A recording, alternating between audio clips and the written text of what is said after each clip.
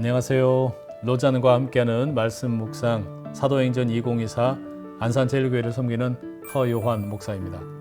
오늘은 사도행전에 나타난 성령의 능력을 살펴보는 8번째 시간입니다. 함께 나눌 말씀은 사도행전 7장 54절에서 60절의 말씀입니다. 오늘 본문은 스데반의 활약을 전합니다. 스데반은 본래 구제의 일을 하도록 뽑힌 집사였습니다. 그런데 하나님의 말씀을 전하고 복음을 통해 누군가를 예수님께 인도하는 일에 보다 헌신합니다. 그러면 여러분, 스데반은 누구에게 복음을 전했을까요? 6장 9절의 말씀을 세번역 성경으로 읽어드리겠습니다. 그때에 구레네 사람과 알렉산드리아 사람과 길리기아와 아시아에서 온 사람으로 구성된 이른바 리버디노 회당에 소속된 사람들 가운데에서 몇이 들고 일어나서 스데반과 논쟁을 벌였다. 이 말씀에는 우리에게 익숙하지 않은 리버디노라는 표현이 나옵니다. 개역 개정 성경에는 자유민들이라고 번역되어 있습니다. 리버디노는 종의 신분으로 살다가 자유를 얻은 유대인들을 가리킵니다. 역사적으로 보면 주전 63년에 폼페이우스가 예루살렘을 점령하고 유대인들을 전쟁 포로로 로마에 끌고 갔습니다. 아마도 그때 잡혀갔던 유대인들의 후손들이 자유를 얻게 된 것으로 보입니다. 이들처럼 종으로 살다가 자유를 얻은 사람들을 가리켜 리버디노라고 불렀습니다. 이 사람들 가운데 아마 상당수가 예루살렘에 돌아온 것 같습니다. 같은 헬라어 문화권에서 지냈고 같은 말을 사용했기 때문에 이들은 자기들끼리 회당을 세우고 모였습니다. 이 회당이 리버디노 회당입니다. 이제 다시 스데반을 생각을 해봅시다. 스데반 역시 헬라어를 사용하는 유대인이었고 예루살렘에 머물러 살고 있었습니다. 그러니 어쩌면 스데반 역시 리버디노 회당에 속한 사람이었을지도 모릅니다. 그런데 그가 우연히 예수님을 만나게 되고 그 예수님이 하나님이 이 땅에 보내신 구원자요 메시아인 것을 믿게 됩니다. 그래서 다른 헬라파 유대인들과 함께 예루살렘 교회에 이제 들어가게 됩니다. 그곳에서 열심히 신앙생활을 하다가 교회로부터 집사로 세워집니다. 아마 처음에는 스데반도 주어진 임무, 그러니까 구제와 봉사의 일을 했을 겁니다. 그런데 자꾸 눈에 밟히는 사람들이 있었던 것 같습니다. 헬라파 유대인들이 자꾸 눈에 들어옵니다. 이들이 아직 예수님을 알지 못하는 것에 마음이 쓰였습니다. 스데반은 그들에게 애정이 있었어요. 어떻게 하면 그들에게 예수님을 소개할 수 있을까 생각하는 가운데 리버디노 회당에 있는 사람들과도 만나게 되고 아마 논쟁이 벌어진 것 같습니다. 리버디노 사람들이 스데반의 가르침에 대해 마음을 열었더라면 참 좋았을 텐데 그들은 그렇게 하지 않습니다. 오히려 음모를 꾸밉니다. 거짓 증인들을 매수하여 스데반에 대해 거짓 증언을 하게 하고 스데반을 사내들인 공회에 고발합니다. 스데반에 대한 고발 내용이 뭡니까?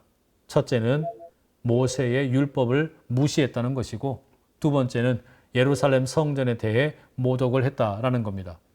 이런 이유로 스데반은 사내들인 공회에 끌려가게 됩니다. 이미 답이 정해진 재판이 진행이 됩니다. 대제사장이 스데반에게 묻습니다. 너를 고발한 사람들의 말이 다 사실이냐? 스데반에게 발언할 기회가 주어집니다. 그런데 이 답변에서 스데반은 자신을 고발하고 죽이려는 사람들에게 복음을 증거합니다. 그런데 이 장면에서 흥미로운 것이 스데반의 얼굴입니다. 6장 15절은 이렇게 말합니다. 공회 중에 앉은 사람들이 다 스데반을 주목하여 보니 그 얼굴이 천사의 얼굴과 같더라. 이 상황이 강요하고 있는 두려움이 있습니다. 사람들이 꾸미는 모함과 말도 되지 않는 거짓 증언들이 있습니다. 증오심이 가득한 그들의 얼굴이 있습니다.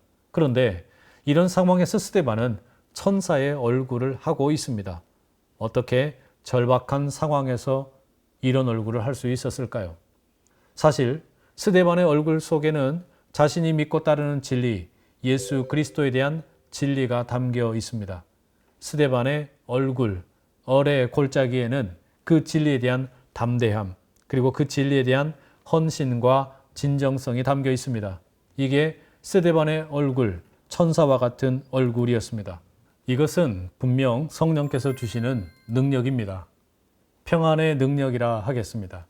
눈도 보았습니다. 그러나 스데반은 분노에 차 자기에게 달려들 군중들의 눈과 얼굴에 집중하지 않았습니다. 스데반이 본 것은 하나님의 영광이었고 스데반이 본 것은 하나님 보좌 우편에 서서 자기를 응원하고 계시는 예수님이었습니다.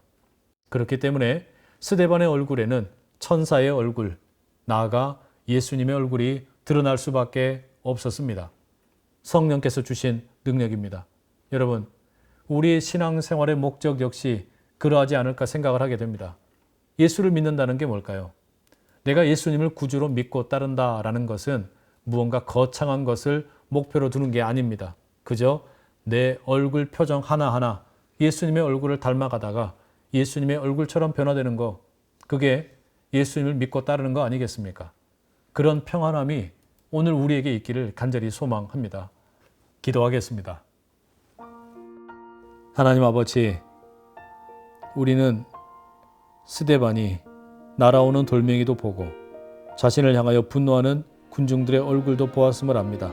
그러나 그는 하늘을 바라보는 가운데 하나님의 영광을 보고 또한 하나님의 보좌 우편에 서 계시는 예수님을 바라보았습니다. 그리하여 스데반의 얼굴이 천사와 같이 변화되고 그 어려운 형편에서도 평안을 누렸음을 보게 됩니다. 바라기는 우리에게도 그와 같은 평안이 있게 하여 주시옵소서. 성령께서 주시는 평안의 능력을 마음껏 누리는 우리 모두 되게 도와주시옵소서. 예수님의 이름으로 기도드립니다. 아멘.